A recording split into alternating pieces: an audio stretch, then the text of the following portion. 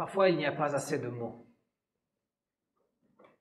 Je ne sais pas si ça vous est arrivé, ça nous arrive aux étrangers, de ne pas trouver les mots pour dire ce qu'on veut dire. On sait que dans notre langue, on a plein de synonymes et on a plein de vocabulaire qu'on ne peut pas utiliser dans cette langue. Et on se sent parfois un peu frustré parce que nous n'avons pas les mots pour pouvoir exprimer. Ça vous est peut-être arrivé, si vous êtes étranger, ça vous est peut-être arrivé d'aller dans un autre pays en vacances et de ne pas pouvoir vous exprimer complètement. Vous avez peut-être vécu une expérience. Une de ces expériences a coupé le souffle et qui font qu'on n'ait pas assez de mots pour exprimer ce qui s'est passé. Ça peut être une expérience magnifique, autant qu'une expérience malheureuse. Une expérience qui fait que nous ne puissions pas trouver les mots pour expliquer ce que nous voulons dire. Nous n'avons pas assez de mots lorsque les choses dépassent notre imagination, notre compréhension ou nos attentes. Nous n'avons pas assez de mots pour le don de Dieu. Que Dieu soit remercié pour son don incomparable. Quel est ce don de Dieu? Quel est ce don incomparable? Nous savons de l'Écriture que Dieu est un donneur. Quelqu'un qui possède quelque chose et qui le donne à quelqu'un d'autre, qui l'offre à quelqu'un d'autre pour que cet autre puisse le posséder. Je vais chercher simplement 3 textes pour souligner un peu ce don et ce Dieu donneur. Dieu a tant aimé le monde qu'il a donné son Fils afin que quiconque croit en lui ne périsse pas et qu'il ait la vie éternelle. Dieu a donné son Fils, son propre Fils. Il l'a donné à ceux qui ne l'avaient pas. Il l'a donné pour être l'agneau du sacrifice. Dieu a donné son Fils à la justice divine pour être celui qui devait être sacrifié afin d'obtenir le pardon des pécheurs. Dieu a donné son Fils en le livrant au châtiment que méritait chaque être humain. Dieu a donné son Fils pour être la rançon. Dieu a donné son Fils pour payer le rachat de chaque être humain. Dieu n'a pas voulu épargner son Fils, il n'a pas voulu lui épargner la souffrance ni la douleur, afin de pouvoir récupérer ce qui était perdu, ce qui s'était séparé de lui depuis le jardin de l'Éden. Dieu est un donneur parce qu'il aime. Il aime. Et c'est parce qu'il aime qu'il donne. C'est parce qu'il aime qu'il donne son Fils. C'est parce qu'il aime qu'il donne tout ce qu'on a. Parce que tout provient de son amour. Tout provient de sa grâce. Tout vient à nous en Christ, à travers le Christ, à cause du Christ. Le salaire du péché, c'est la mort. Mais le don gratuit de Dieu, c'est la vie éternelle en Jésus-Christ, notre Seigneur. Le chapitre 6. De l'Épître aux Romains, verset 23. Dieu est un donneur et il fait un don gratuit. Et ce don gratuit, c'est la vie éternelle. Chaque être humain mérite quelque chose en fonction de sa conduite, en fonction de sa façon de penser, d'agir, d'être en relation avec les autres. Chaque être humain mérite, à cause d'un seul péché, la mort. Et Dieu ne donne pas ce que l'être humain mérite. Il lui donne quelque chose d'autre. Il lui donne quelque chose qui n'est pas mérité. Il lui donne quelque chose de gratuit. Et au lieu de donner la mort, il donne la vie. Il donne une vie éternelle. Une vie qui se trouve en Jésus-Christ. Il le donne par grâce. Parce qu'on ne pouvait pas nous, l'obtenir ou l'acquérir par nos moyens. Il le donne en Jésus-Christ parce qu'il est le seul instrument qui puisse obtenir pour nous la vie éternelle. Le seul qui est éternel. Le seul qui a vécu depuis toujours. Le seul qui a vécu une vie parfaite sur terre. Le seul qui vit éternellement en gloire et en victoire. Celui qui partage cette vie avec nous. Vie éternelle, vie juste, vie dans la gloire. Lui qui n'a pas épargné son propre Fils, mais qui l'a livré pour nous tous, comment ne nous donnera-t-il pas aussi toutes choses avec lui? Ça, c'est au chapitre 8 de l'Épître aux Romains, au verset 32. Dieu n'a pas épargné son Fils. Dieu a livré son Fils. Dieu nous a donné son Fils. Comment peut-on croire qu'il ne va pas nous donner toutes les autres choses? Il nous a donné ce qu'il y avait de plus cher à ses yeux. Comment se ferait-il qu'il ne nous donne pas les autres choses qui lui appartiennent, mais qui ne lui demandent pas autant de sacrifices? La fête des récoltes dans l'Ancien Testament était une fête dans laquelle les gens, les croyants, apportaient les premiers fruits de la moisson. Les premiers. C'est-à-dire qu'ils risquaient de ne plus y en avoir. Ils moissonnaient ce qui était en train de croître, ce qui était déjà mûr, avec peut-être des attentes que le reste puisse mûrir, mais ce qui était déjà mûr, il le donne au Seigneur. C'était vraiment une action de foi. Parce qu'il reconnaissait que celui qui avait fait mûrir ses premiers fruits ferait mûrir les autres aussi. C'était une action de confiance en celui qui donne, celui qui pourvoit. C'est le même Dieu qui continue d'agir. Nous ne serons jamais désemparés parce qu'il donne toutes choses. Et de la même façon qu'il a donné son Fils, nous devons faire confiance qu'il nous donnera aussi les autres choses. Il nous a donné la plus importante, la première moisson. Il nous donnera aussi le reste, ceux dont nous avons besoin chaque jour. Nous serons toujours pourvus de ce dont on a besoin. C'est sa promesse. Et comme il a accompli la promesse du Christ, il accomplira aussi cette promesse. Dieu nous a fait un don parce qu'il est donneur.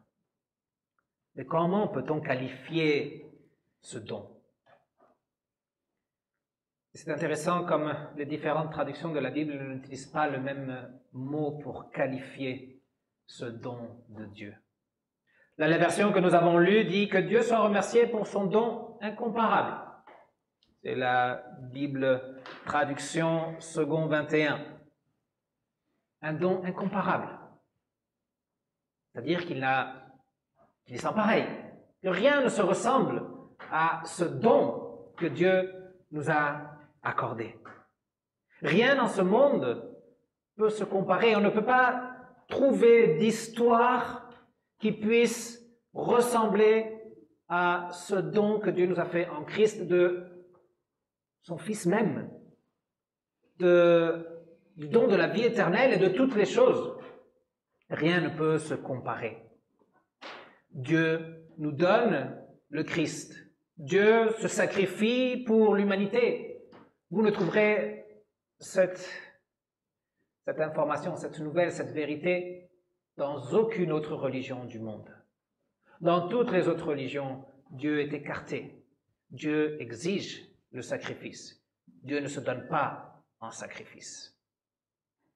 Dieu exige la mort. Dieu ne veut pas à la mort. C'est pourquoi ce message est incomparable. C'est pourquoi le don du Christ est incomparable. Mais une autre traduction dit que Dieu soit remercié pour son don merveilleux. C'est la Bible de Genève. Merveilleux. Ce qui donne l'idée non seulement de quelque chose qui ne peut pas se comparer, sinon quelque chose d'admirable, quelque chose d'étonnant, quelque chose d'époustouflant, quelque chose qui n'est pas ordinaire, quelque chose qui est surnaturel. Dieu doit être remercié pour ce don merveilleux, le don du Fils, le don de la vie éternelle et la promesse du don de toutes les choses pour notre vie. Même si nous l'avons pour quelque chose d'habituel et de normal, est vraiment quelque chose d'extraordinaire et de surnaturel. Ça va contre les attentes. Même si aujourd'hui, beaucoup de gens réclament à Dieu pour ce qu'il ne leur donne pas. Moi, je remercie pour ce que Dieu ne me donne pas. Parce que s'il devait me donner ce que je mérite, je serais dans la complète misère.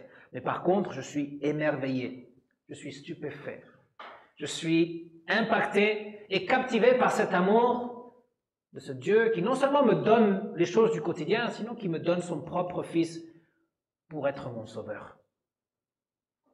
Grâce soit rendue à Dieu pour ce don incomparable, pour ce don merveilleux, ou encore grâce soit donnée à Dieu pour son don inexprimable.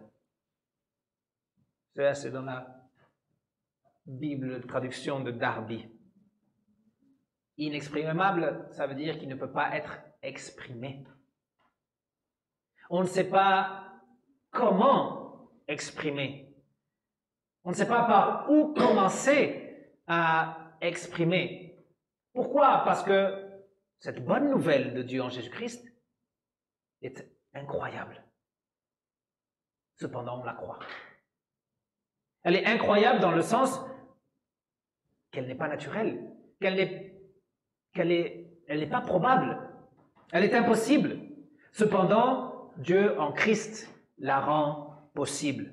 C'est quelque chose d'inexprimable parce que c'est difficile d'expliquer. Parce que c'est quelque chose qui est difficile de comprendre pleinement, même si on arrive à saisir suffisamment.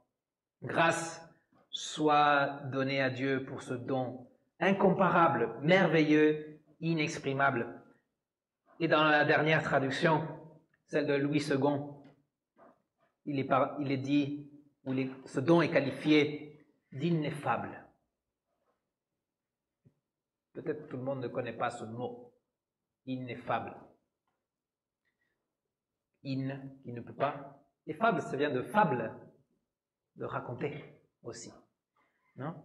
C'est pour ça que j'ai préféré commencer par les autres qui étaient un peu plus simples. Ineffable, ce qui veut dire que les mots ne suffisent pas. Il n'y a pas assez de mots en ce monde pour exprimer, raconter ce que Christ a fait et ce que l'œuvre du Christ représente pour celui qui est sauvé. Il n'y a pas assez de mots. C'est indicible. Non parce que c'est interdit de le dire, sinon parce que c'est tellement merveilleux, c'est tellement incomparable, c'est tellement inexprimable qu'on ne trouve pas les mots pour le raconter. Dans mon pays, au stade, les gens chantent une chanson qui dit « Je ne peux pas te l'expliquer parce que tu ne le comprendras pas. » Et quand on parle de passion, on ne peut pas l'expliquer. Je ne peux pas t'expliquer la passion du Christ ou la passion que j'ai maintenant pour le Christ parce que tu ne le comprendras pas, parce que les mots ne sont pas suffisants. Parce que ce n'est pas une question intellectuelle pour que tu puisses comprendre de quoi il s'agit, sinon qu'il s'agit véritablement d'une expérience incomparable, merveilleuse, inexprimable, ineffable.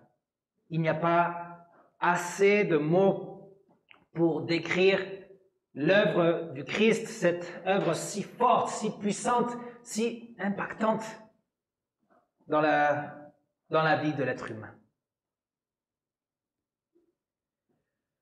Dieu pourrait ne rien nous donner. Et cependant, il nous donne tout.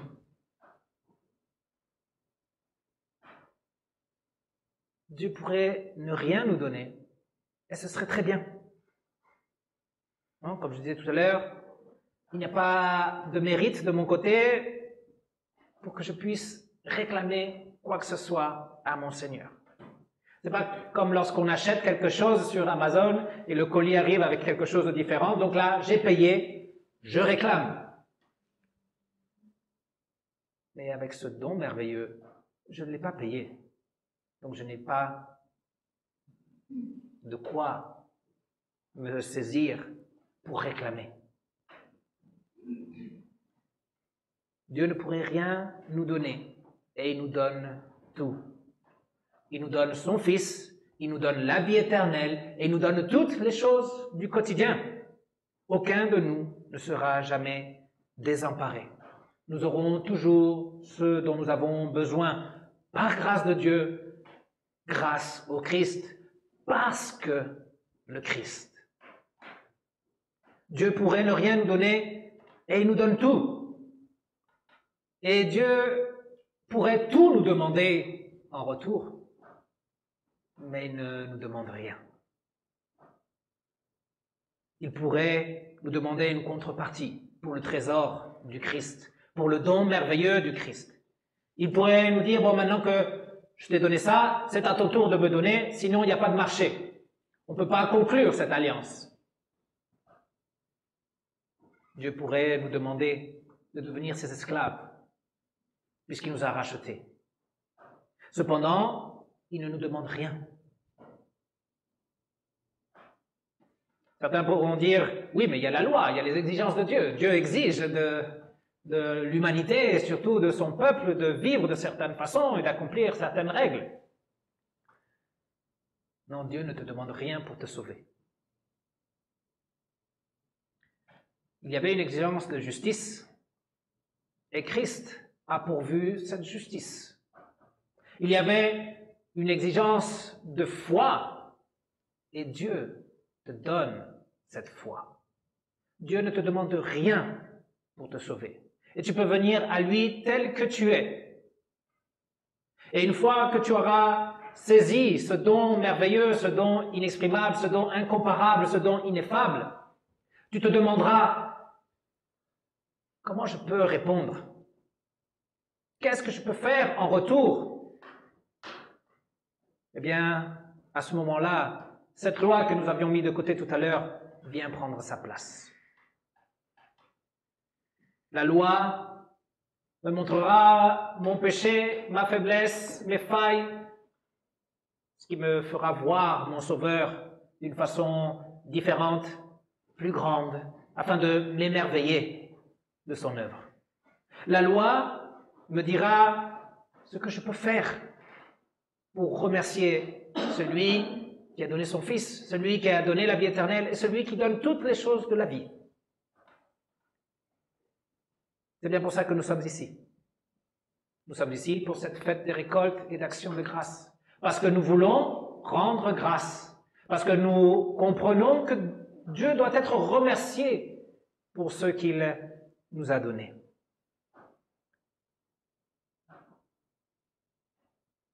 Il n'y a pas assez de gratitude en moi.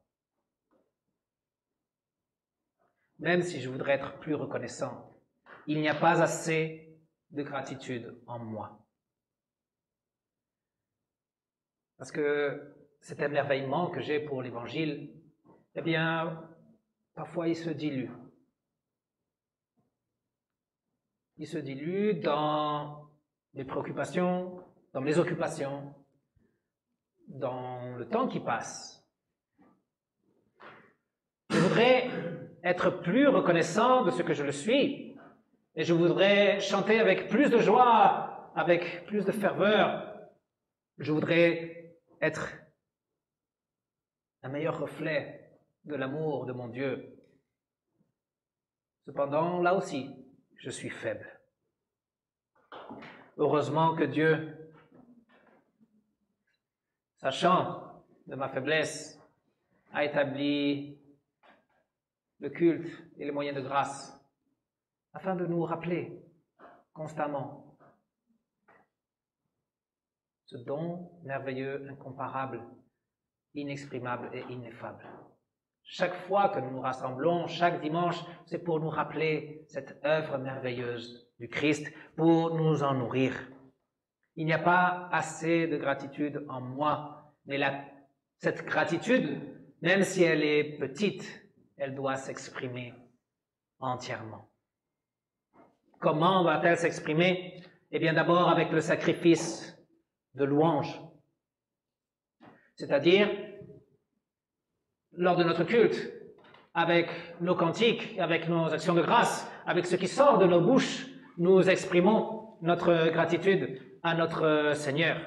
Mais le sacrifice de louange, c'est aussi faire l'éloge de celui qui est merveilleux. Faire l'éloge de celui qui nous a donné le Christ. Et faire l'éloge, ça se fait devant quelqu'un d'autre. Louer le Seigneur, c'est pas juste chanter des chansons pour Dieu. Louer le Seigneur, ça veut dire aussi le mettre au-dessus de tout, dans mon discours, dans ma conversation, dans mon témoignage. Pour que les autres puissent saisir que pour moi, le Christ est quelque chose de merveilleux. Que pour moi, le Christ est quelque chose d'incomparable. Quelque chose que je veux partager. Même si je n'ai pas assez de mots, ces peu de mots seront suffisants au Saint-Esprit pour convaincre ou approcher celui qui m'écoute. Je peux aussi démontrer ma gratitude, même si elle est petite, avec le sacrifice vivant, comme dit l'Épître aux Romains au chapitre 12. Un sacrifice vivant, c'est une consécration. La vie pour le Seigneur, le temps pour le Seigneur, les pensées pour le Seigneur, le corps pour le Seigneur, les talents pour le Seigneur, non seulement le dimanche, sinon au quotidien, à l'église, mais aussi quand je suis tout seul, en secret ou en privé, ou en public, pardon. Je prends du temps pour mon Seigneur. Je remplis mes pensées avec les pensées du Seigneur. J'agis selon les dons de mon Seigneur, les talents, les capacités qu'il m'a accordées pour mon travail, mais aussi pour mon Église.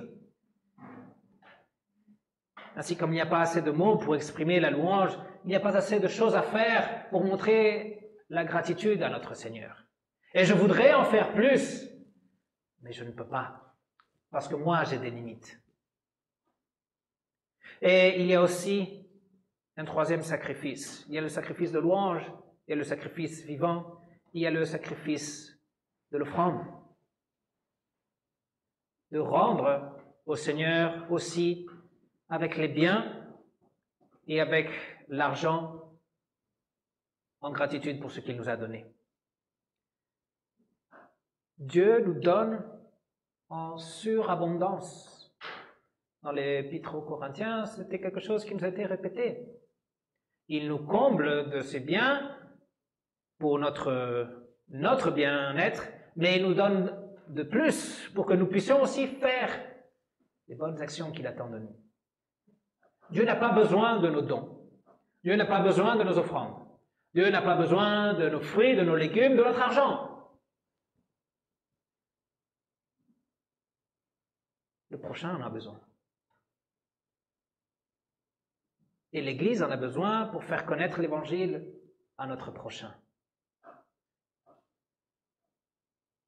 Nous ne le faisons pas pour l'Église, nous le faisons pour Dieu. Mais en sachant que ce que nous donnons à l'Église sera pour faire l'œuvre de Dieu.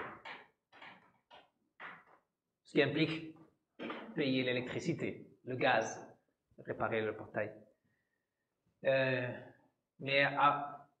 Ce qui implique aussi d'avoir des ressources pour partager l'Évangile, pour faire connaître la bonne nouvelle aux enfants, aux adultes, aux adolescents, pour avoir les moyens d'annoncer cette bonne nouvelle autour de nous. Le sacrifice d'offrande.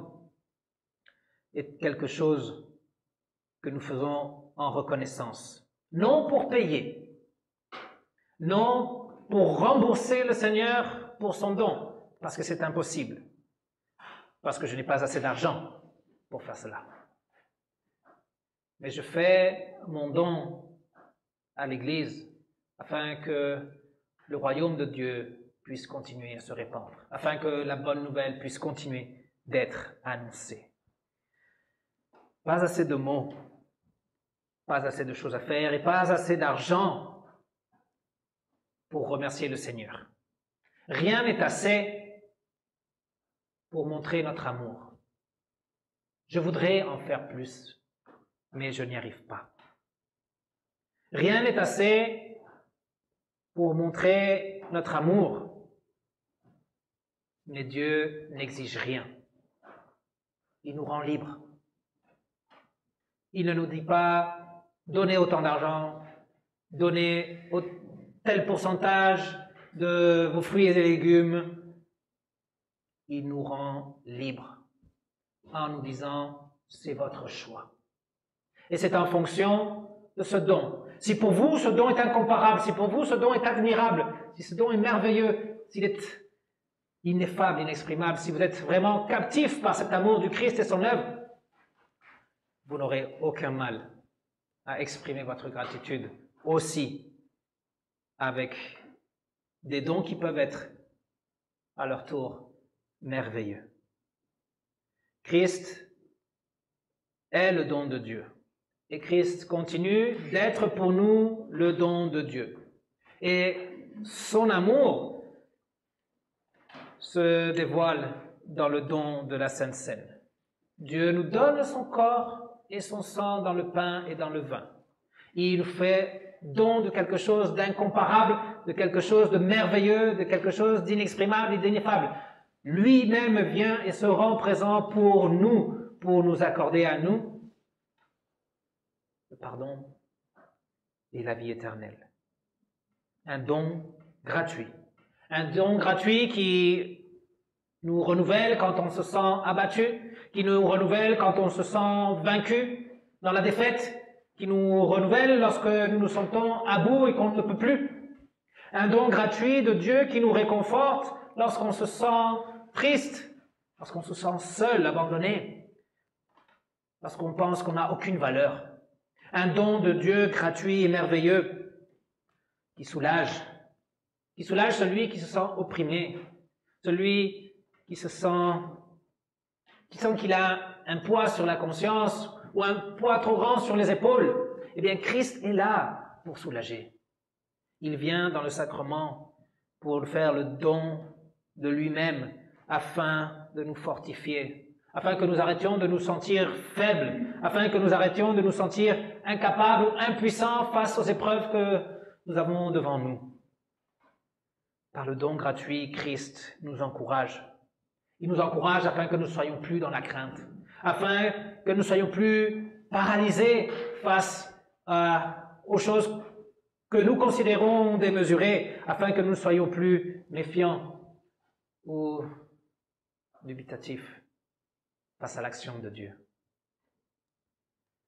Christ continue de venir et dans la Sainte Seine, il nous fait don de cet amour incomparable, ce don gratuit qui apaise. Il apaise dans la tourmente, il apaise dans les épreuves, il apaise lorsque on est bouleversé, lorsqu'on est chamboulé, lorsqu'on est dans l'incompréhension. Le don du Christ, le don merveilleux, incomparable, inexprimable, ineffable, est ce dont on a besoin pour continuer de l'avant, vivre et servir dans la foi et dans l'espérance. Que la paix de Dieu qui surpasse toute intelligence garde votre cœur, garde vos pensées en Jésus-Christ, le don gratuit de Dieu, le don merveilleux et incomparable qui comble notre vie de toutes choses, le don qui nous accompagnera chaque jour pour que nous puissions vivre cette vie éternelle, inexprimable et ineffable. Amen.